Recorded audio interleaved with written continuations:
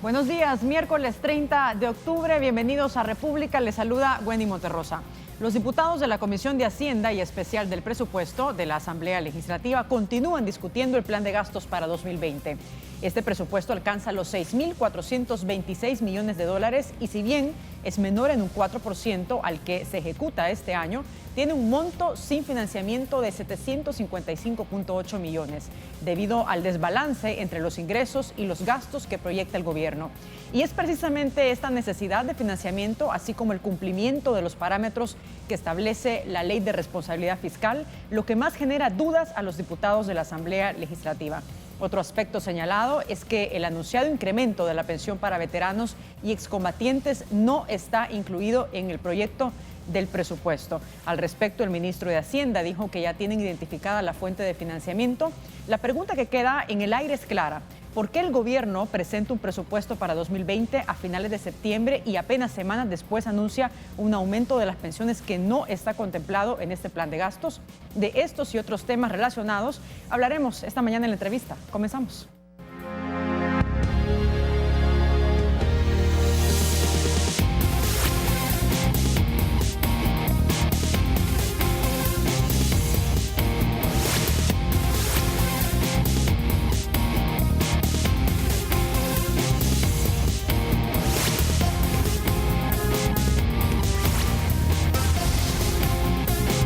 Bien, ya poníamos en contexto de lo que vamos a platicar esta mañana y damos la bienvenida a la diputada Yancy Urbina por el FMLN de la Comisión de Hacienda y Especial del Presupuesto, y también nos acompaña el diputado Donato Baquerano del Partido Arena. ¿Cómo están? Bienvenido. Un placer saludarla, Wendy y Yancy, y un saludo a todos los salvadoreños. Diputada, ¿cómo está? Bienvenida. Muy buenos días, Wendy, Donato, colega, así como un cordial saludo a toda la audiencia, la teleaudiencia que esta mañana nos sintoniza. Bien, vamos a iniciar con una nota de introducción para poner en contexto lo que vamos a conversar esta mañana, una nota que ha preparado el periodista Mario Zelaya. Adelante. Para el economista Francisco Lazo, las necesidades en el gobierno son ilimitadas, pero los recursos tienen límites y así debe quedar plasmado en el proyecto de presupuesto nacional. Hay que cuadrar entre necesidades que se tienen, entre plan de gobierno que se tiene y entre recursos disponibles. Para Carolina Alas de Fusades, los diputados no pueden correr para aprobar el plan de gasto 2020. No, que lo que primero se tiene que hacer es analizar si ese presupuesto corresponde con las prioridades, con la realidad y sobre todo si eso ha tomado en cuenta los límites que tiene de las finanzas públicas. Han detectado que podría existir un aumento en el déficit fiscal en el proyecto de presupuesto. No se está cumpliendo la Ley de Responsabilidad Fiscal y eso lo que nos dice es que vamos en una dirección contraria, lo que nos diría que hay el ajuste fiscal al cual se ha comprometido el Estado porque es ley de la República. Indicaron que puede ser posible incrementar el fondo de pensiones para los excombatientes. Si se consulta con el ministro de Hacienda y él dice de aquí voy a hacer las reasignaciones, sí se pueden hacer todo este tipo de movimientos. En cuanto al combate a la evasión, Lazo sostiene que anualmente dejan de ingresar a las arcas del Estado unos 2.500 millones de dólares. Combatamos la evasión. Y que no se entienda que eso es acoso fiscal, sino que es cumplimiento de la ley. Este economista sostiene que el análisis de evasión se basa en datos proporcionados por la Comisión Económica para América Latina y el Caribe.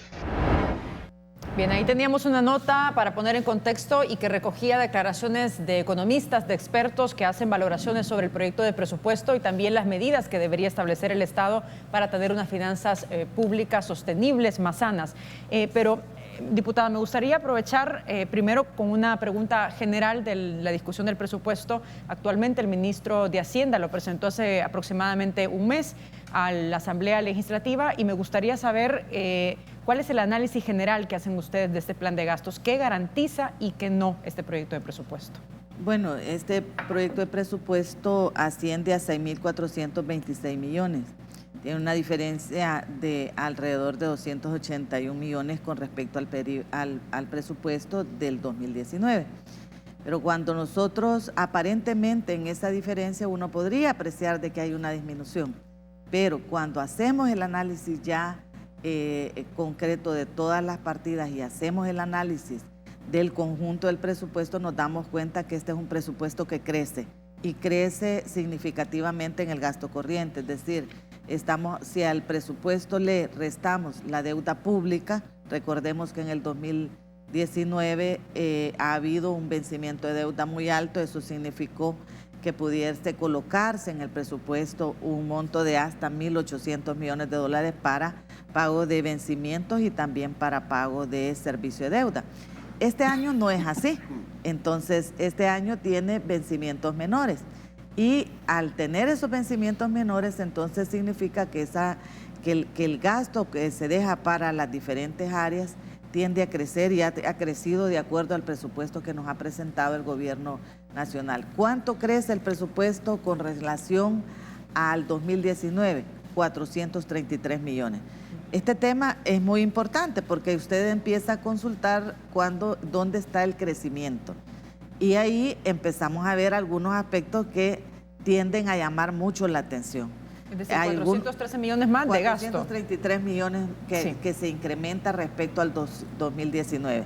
Este es un presupuesto que además presenta características un poco, y que vale la pena comentarlo. Uno, hay una cierta, digamos ya a partir de la revisión que hemos hecho, de que hay un cierto incumplimiento en la presentación de este presupuesto a la Ley de Responsabilidad Fiscal, como lo decía la comentarista, la economista del reportaje. Efectivamente, ¿y usted cómo lo empieza a ver? Yo, por ejemplo, hay una partida presupuestaria que se llama gastos financieros. Esa es una partida que crece con relación al 2019 en 114 millones. ¿Qué cubre esta partida de gastos financieros? Gastos financieros es una partida que comprende tasas, impuestos, comisiones bancarias, seguros, etcétera. Pero cuando nosotros empezamos a hacer el análisis, ¿qué es lo que motiva un incremento de 114 millones en esta partida? Nos encontramos cosas como muy interesantes, como por ejemplo que hay dependencias que lo incrementan, pasan de, por ejemplo, Defensa Nacional pasa de 844 mil dólares a 20 millones, es decir, un crecimiento del 2.200%. Cuando usted ve la partida, por ejemplo, de seguridad pública, encuentra también un crecimiento significativo, pero hay entidades que crecen hasta el 3.000% en esa misma partida, que es el caso, por ejemplo, de Gobernación y Desarrollo Territorial. Entonces, acá, por ejemplo, esta es una entidad que tenía 149 mil dólares de presupuesto en gasto financiero, pero si usted lo revisa hoy, tiene 5.880.000, es decir, crece en 5.700.000, es un crecimiento extraordinario en una partida respecto a la otra. Entonces, este tipo de crecimientos explican, por ejemplo, ese crecimiento de los 433 millones, es decir, solo en esa partida de gastos financieros que se está colocando ahora hay un crecimiento de 114 millones. Hay una percepción en esto que yo creo que es importante. El ministro de Hacienda en la reunión del 21 de octubre señaló que varias de estas entidades que han incrementado notablemente los gastos financieros lo están haciendo a partir de que están colocando ahí costos o partidas de compra de bienes y servicios. Y para eso ya hay otra partida a la cual va. Pero ¿por qué se hace esto, Wendy? Porque están colocando en gastos financieros compra de bienes que corresponden a gasto corriente. Y eso ya la Ley de Responsabilidad Fiscal establece, por ejemplo, que usted no puede crecer en el año, en el presupuesto, más allá de lo que crece el PIB nominal, y eso es el 3.3%. Entonces estamos acá frente a un presupuesto que presenta muchas dudas con relación a este tema, por ejemplo, que son partidas importantes de crecimiento. Nos genera también la duda, bueno, esto es una es una maniobra, un artificio para no cumplir con la ley de responsabilidad fiscal. El día de ayer, el señor ministro de Obras Públicas, cuando se le hace la pregunta sobre este componente en gasto financiero, ya señala y dice, es que ahí va una compra de mezcla asfáltica. Y pero mire, eso va en el otro componente del presupuesto de bienes y servicios. Y él dice, sí, es que cuando después lo vamos a trasladar ahí. O sea, estamos frente a un presupuesto que presenta bastantes dudas con relación a eso. Bien, y diputada. tiene solo un detalle, Wendy, también una ausencia importante. Por ejemplo, en esto no incluye el incremento a la Universidad de El Salvador, que ha sido uno de los temas importantes. Es primer año que ¿No está incluido en el presupuesto? No incluye un incremento ok. al presupuesto de la Universidad de El Salvador. Tampoco lo incluye la Policía Nacional Civil en el tema de salarios. Y tampoco incluyó lo que es el incremento necesario para cumplir la ley de veteranos y veteranas de guerra. Hay una serie de aspectos que al revisar este presupuesto a usted le da claramente el indicio de que este es un presupuesto al que habrá que meterle bastante análisis y mano para poder tener un presupuesto adecuado para la nación. Diputado, adicional a lo que nos comenta la diputada Yancy Urbina, ¿qué vicios, qué hallazgos, qué le llama a ustedes la atención como fracción de Arena de este proyecto de presupuesto 2020? Bueno, en primer lugar quisiera comenzar diciendo que como país hemos ido evolucionando y el tema presupuestario se ha ido transparentando, se ha ido tratando de cumplir con las normas que se deben de cumplir a la hora de la elaboración de un presupuesto. Tenemos mucho camino por recorrer definitivamente. Y hoy estamos iniciando el estudio, primero en términos generales. La presentación que nos hizo el ministro de Hacienda fue en términos generales y hoy, el día de ayer, comenzamos ya a hacer análisis puntuales en cada una de las carteras de Estado. Diputado, tengo que hacer una pausa, pero vamos a regresar enseguida con más de esta entrevista. 6 de la mañana con 46 minutos. Regresamos en breve.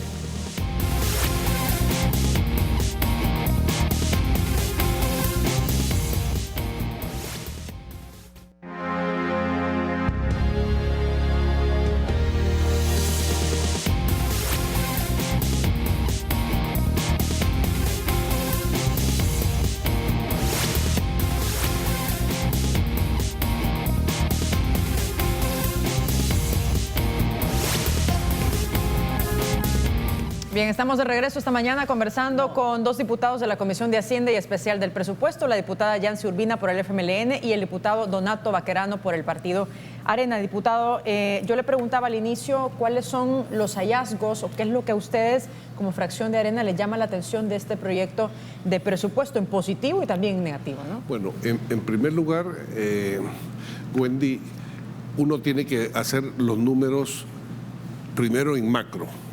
¿Cómo es posible que nos dicen que el presupuesto es menor este año cuando el endeudamiento y la brecha que hay que cubrir es mucho mayor que el del año pasado?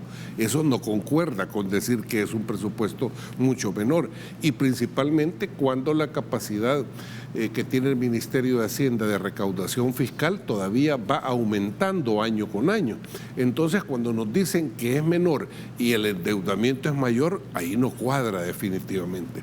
Por otro lado, sí coincido con lo que acabamos de señalar, que el presupuesto nos da una idea de las líneas estratégicas en cuanto a la política que se va a manejar de un nuevo gobierno y a qué rubros es que se les ha aumentado.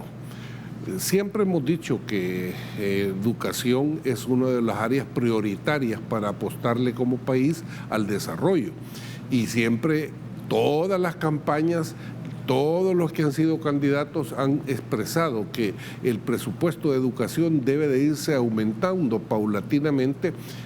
La mayoría han coincidido que por lo menos un 6% del Producto Interno Bruto, y hasta este momento lo que tenemos como país es, en Centroamérica es El Salvador el país que menos invierte en cuanto a educación relacionado al Producto Interno Bruto.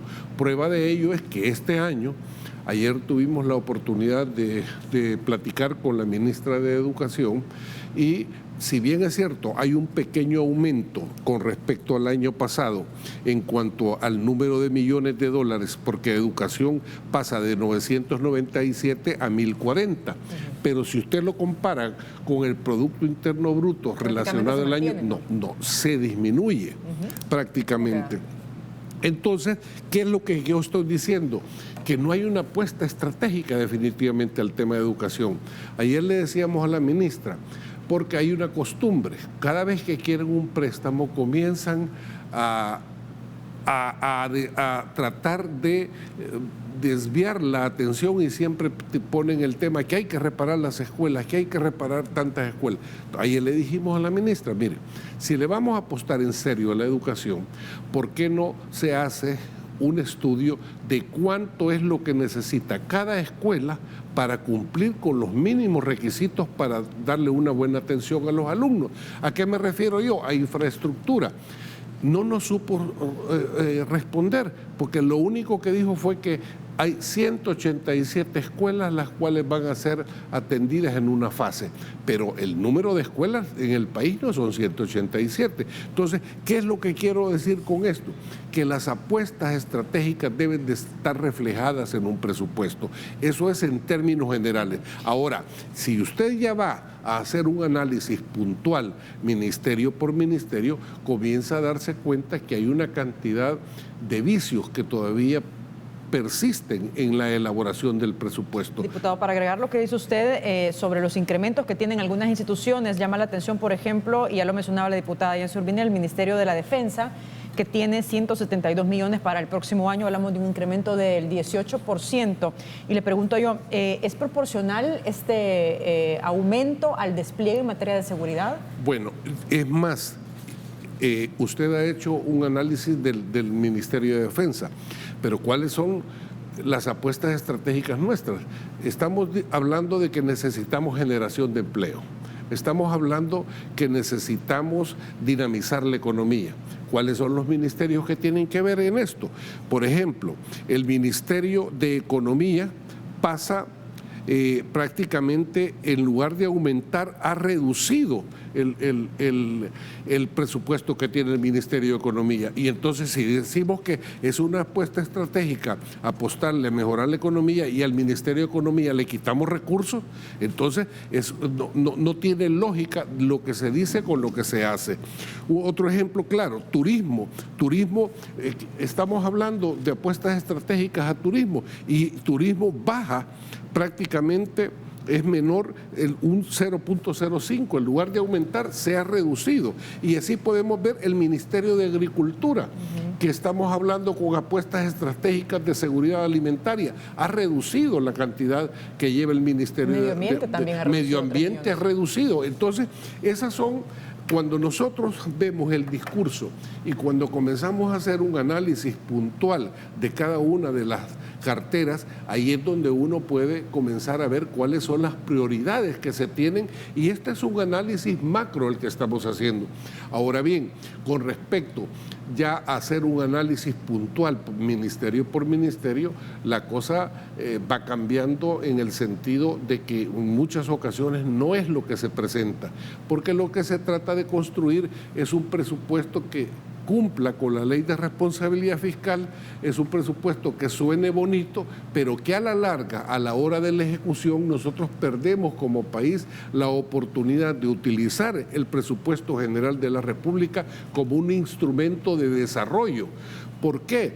Porque ese salto de calidad lo debemos de dar en este momento, de pasar a hacer una presentación en PowerPoint o en físico bien bonito, con un libro bien lindo que nos llegan a presentar todos los años a la Asamblea Legislativa, cuando nos llegan a hacer la rendición de cuentas cada funcionario, cuando lo que deberíamos de estar haciendo nosotros es dar ese salto de calidad y comenzar a elaborar y a desarrollar presupuestos por programas, lo que se conoce como presupuestos por resultados, donde cada programa tiene indicadores y se le van midiendo los indicadores. Entiendo que Hacienda tenía un proyecto similar a este, no sé si al final lo van a implementar. No solo Hacienda tiene años de estar trabajando en la elaboración del presupuesto por resultados. Es más, la Corte de Cuentas incluso es un mecanismo novedoso para darle seguimiento. Ya no se le da seguimiento al ministerio como ministerio, sino que a los programas específicamente,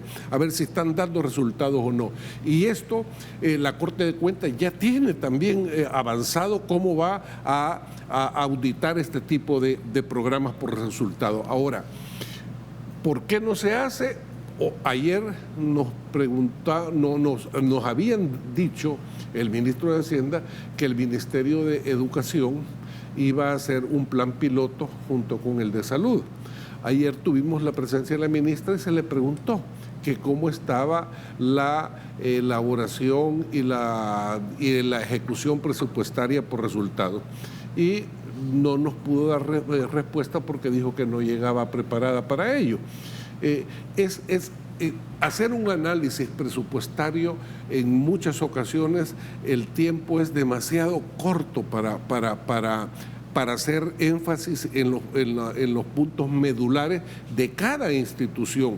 Ya cuando lo agarramos así en términos generales es mucho más difícil.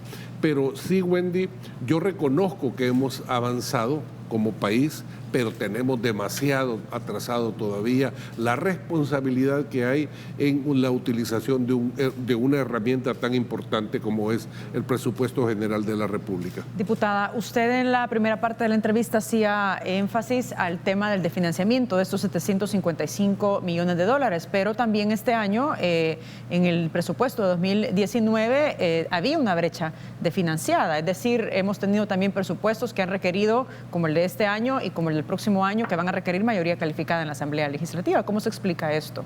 En el caso del presupuesto actual, teníamos una consideración muy importante, Wendy, y es que este año 2019 teníamos un vencimiento de más de 800 millones de dólares, es decir, teníamos no solamente como país que pagar el servicio de la deuda que cada año tenemos que cancelar, como son los intereses, amortizaciones que corresponden, sino también teníamos vencimientos importantes de deuda contraída hace muchos años.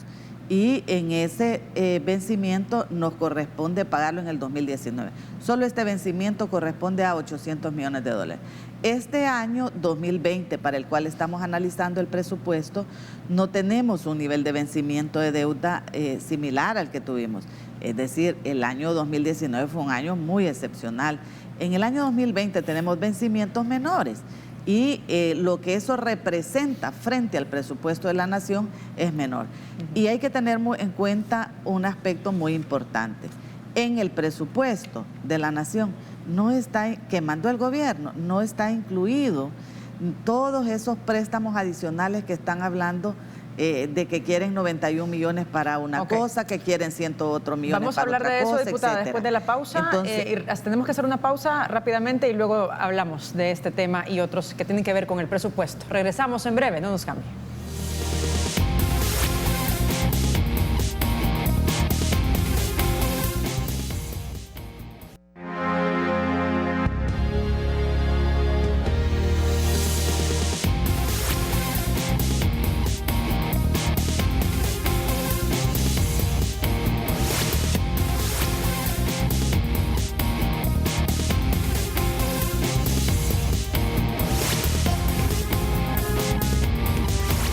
Regresamos esta mañana conversando con dos diputados de la Comisión de Hacienda y Especial del Presupuesto, Yancy Urbina por el FMLN y el diputado Donato Baquerano por el partido Arena. A ver, quiero referirme en este bloque sobre la pensión de veteranos porque hace unos días el presidente Nayib Bukele, y ahí tenemos un tuit, anunciaba un incremento a la pensión. Dice, el aumento de todo el personal de la PNC y la Fuerza Armada se extenderá también a los custodios de centros penales. A esto nos referimos al bono para PNC y FAE. Se dividirá en dos partes. La primera será de $100 mensuales e iniciará el 1 de enero del próximo año. Bien, vamos a ver también un audio del ministro de Hacienda, Nelson Fuentes, sobre este tema. Adelante.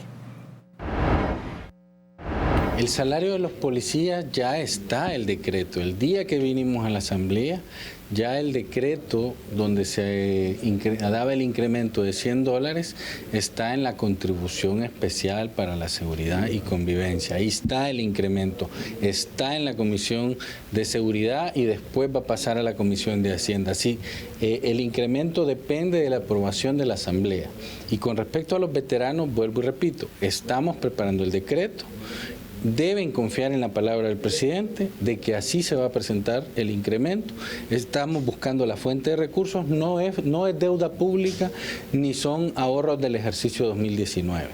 Es recursos frescos que deben de entrar al Ministerio de Hacienda, que no implican tampoco ninguna razón impositiva. Bien, para explicar mejor aquí hay que verlo desde dos puntos. Por un lado está el bono de los policías y también de los miembros de la Fuerza Armada que ha dicho el gobierno que se van a obtener de la contribución especial. Pero la contribución especial ha sido uno de los de las formas de recaudación exitosa que ha tenido el gobierno en los últimos años. Y lógicamente fue creada para apoyo del combate a la delincuencia. Los bonos para la policía ya están asegurados porque la contribución especial lo genera definitivamente. Lo que sí nos llama la atención es este tipo de anuncios que se hacen, por ejemplo, en el tema de los veteranos de la Fuerza Armada, que son anuncios que se hacen y cuando escucha al ministro que dice que no es ahorro del 2019, no es deuda y tampoco es nueva contribución. Y entonces, ¿qué es? Pues, él habla de una figura de fondos frescos, habría que ver de dónde se van a obtener. Pero si no vienen de impuestos, no vienen de préstamos y no vienen de contribuciones, como dijo él, entonces, ¿de dónde vienen? En primer lugar. En segundo lugar, si el presupuesto lo acaban de presentar, entonces, ¿y por qué no introdujeron ese aumento también de gasto en el presupuesto del próximo año? Si este aumento ya va para el próximo año, pero nosotros lo hemos buscado en el presupuesto y les hemos preguntado dónde está y tampoco aparece. En otras palabras, el señalamiento va encaminado en que el presupuesto en muchas ocasiones no lo apegan a la realidad de gastos que tiene el país. Prueba de ello es que este monto lo anuncia el presidente y no lo incorpora en el presupuesto. Diputado, pero en el caso de los bonos de la contribución que se van a pagar con la contribución especial, bonos para policías y también Fuerza Armada, ¿no tiene un periodo de caducidad este impuesto? Bueno, no tiene un periodo de caducidad definitivamente, pero por esa razón es que... o sea, ¿lo ideal no sería incluirlo en el presupuesto también, este monto? Bueno, sí, definitivamente, pero como la contribución especial fue creada para apoyo específicamente al combate a la delincuencia, el rubro lo pueden utilizar adecuadamente. Ahora, si usted ya quiere hacer una proyección a largo plazo, entonces sí deberíamos de incluirlo en el Fondo General de la Nación, ¿verdad? El ministro de Hacienda ha dicho que pronto va a llevar un decreto a la Asamblea Legislativa para estos recursos, este financiamiento del incremento para veteranos y excombatientes. ¿De dónde podrían salir los recursos, diputada? Este tema viene siendo abordado desde hace varias semanas. Lo concreto es claro, es que el presupuesto presentado por el gobierno el día 30 de septiembre no incluye el incremento a los salarios de los policías. ¿Por qué él se refiere y dice, he mandado otra iniciativa de ley sobre el tema de la contribución especial? Porque pretende que de la contribución especial se haga una aprobación para incrementar posiblemente el bono. No es explícito en su planteamiento. El tema de salario debe incluirlo en el proyecto de presupuesto y debió haberlo hecho el día 30. El asunto es que ese periodo es el límite que tiene el gobierno para haberlo presentado. Hoy resulta que tienen esas otras iniciativas que no las incluyeron y están pretendiendo introducirlo a la Asamblea como para decir es la Asamblea la que lo debe de aprobar y si no es por un problema de la Asamblea. Eso, preguntémonos, amigos, ¿no será una acción deliberada para no cumplir con la ley de responsabilidad fiscal. Es decir, que tengo otro mecanismo de aprobación, un costo que es un costo recurrente, que se llama remuneraciones, bienes y servicios. Es decir, estamos frente a una práctica realmente que nos llama mucho la atención. Lo concreto es que estamos discutiendo el presupuesto de la Nación y en el presupuesto de la Nación no rebusque la partida de remuneraciones de Policía Nacional Civil, del Ministerio de Justicia y Seguridad, y usted no lo va a encontrar. No existe esa partida de incremento. Y sobre el incremento de veteranos excombatientes, diputada, ¿cuánto monto es adicional este incremento? No tienen ningún incremento para este año 2020 respecto a lo que ha tenido en el 2019. Y en eso hay que ser muy claro. El presupuesto es el mismo. 52 millones tuvo en el presupuesto 2019 y es lo que viene considerado para el 2020. El gobierno no ha mandado ningún incremento al presupuesto de la Nación para veteranos, veteranas. Ahí no hay ninguna posibilidad de incremento. Si estamos hablando de más de 68,000 beneficiarios ya de este programa. Y hay que ser muy claro en eso, Wendy, porque lo demás son ofrecimientos que dice que generan todas las dudas que usted ya ha planteado. Pero también aquí hay un tema que es de fondo. Bueno, y si tienen la intención, ¿por qué no lo colocan en el presupuesto? Estamos frente a otro tipo de práctica que nos quiere llevar a incumplir con la ley de responsabilidad fiscal. ¿O cuál es el argumento por el cual no lo incluyeron? ¿Por qué no dan una respuesta respecto a este tema? Creo Diputada, que, se habla mucho, solo le interrumpo, mucho de la ley de responsabilidad fiscal, del cumplimiento o no que tiene esta disposición legal, pero ¿qué pasa si en caso no se cumple? Es decir, ¿hay medidas sancionatorias o realmente no pasa absolutamente nada? Bueno, mire, la ley no tiene unas disposiciones sancionatorias.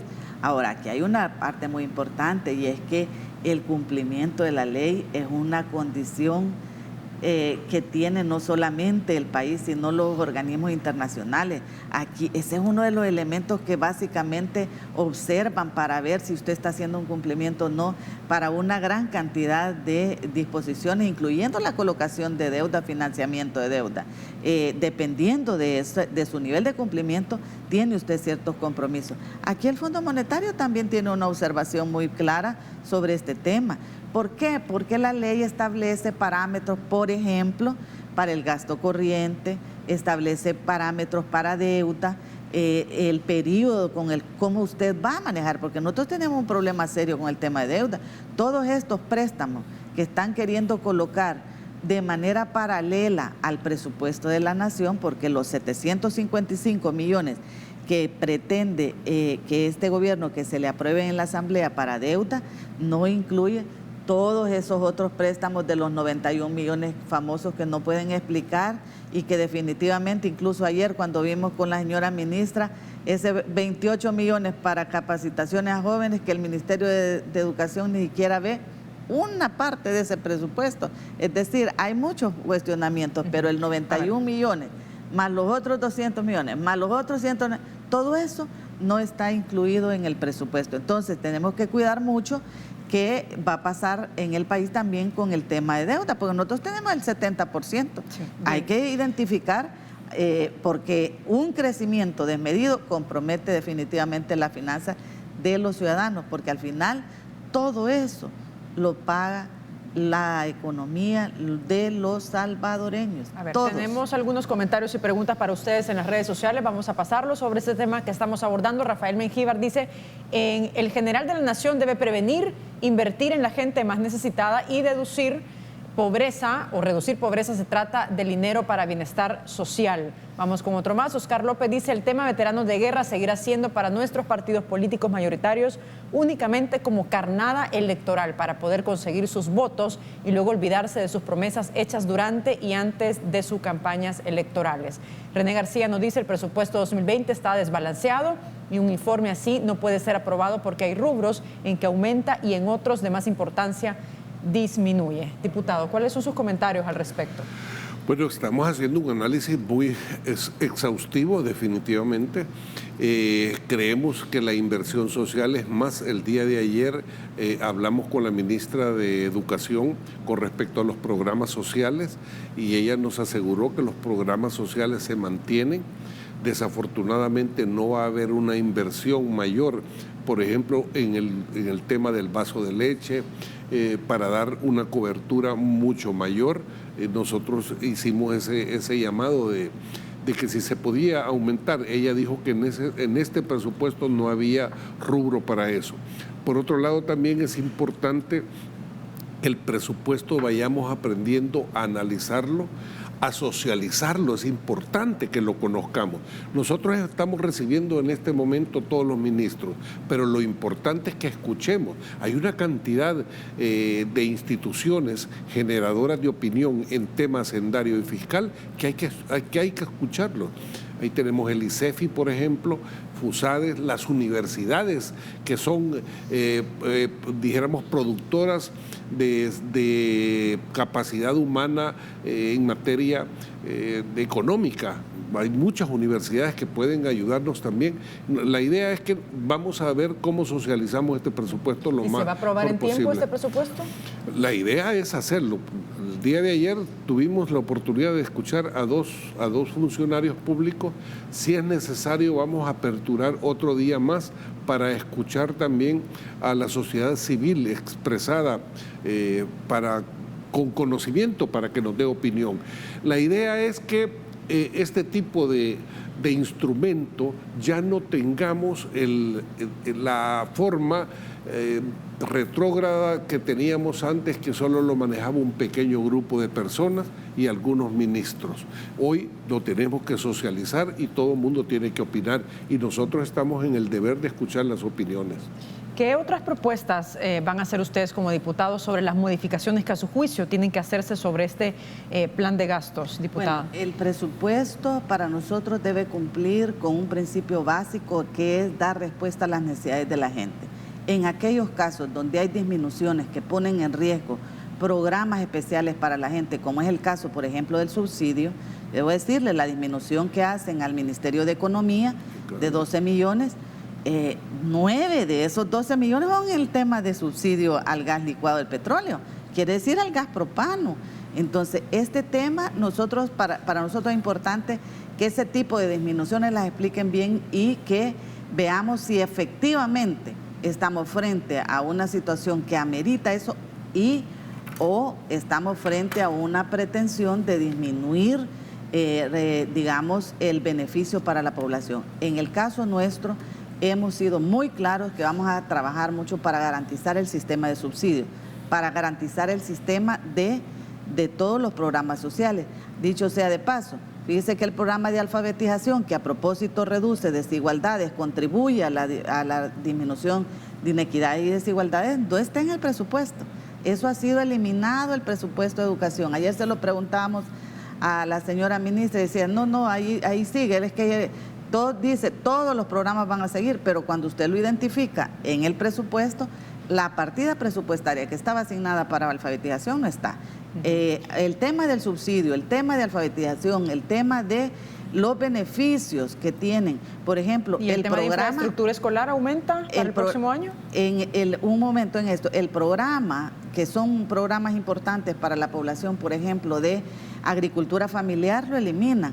El programa de extensión agrícola que tiene el CENTA tiene disminuciones importantísimas. Es decir, hay una serie de programas que están siendo disminuidos, que tienen un beneficio directo para la población. Sobre ese tema nosotros vamos a poner un ojo muy detallado, porque nos parece que el presupuesto no debe sacrificar esos beneficios para la población. Vamos a trabajar para garantizar que los programas sociales que hemos instalado, para que los programas que son que benefician la economía de la familia y que contribuyen a reducir inequidades y desigualdades se sigan manteniendo.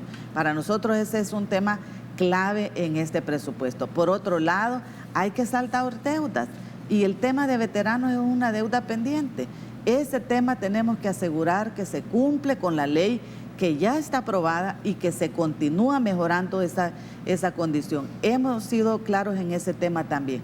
Y por otro lado, nos interesa fortalecer la institucionalidad. A nosotros sí nos preocupa, por ejemplo, que este presupuesto sacrifica a la Fiscalía General de la República. La Fiscalía ha tenido recursos importantes a lo largo de los últimos años. con lo que hemos modificado el presupuesto 2019, más lo aprobado el 2019, el próximo año lo que está presentando el gobierno le quita 7.8 millones a la Fiscalía. Sí, son elementos, Wendy, que vamos a tener muy en cuenta en este proceso de revisión de presupuesto. Hemos iniciado, estamos en esa parte, pero creemos de que debemos de tener los ojos muy atentos a que encontremos un presupuesto que responda a las necesidades de la gente, que responda a las realidades del país y que sea cumplidor de todas las normativas que hemos creado como país para asegurar que tenemos una sostenibilidad fiscal. Porque el tema es importante no descuidarlo.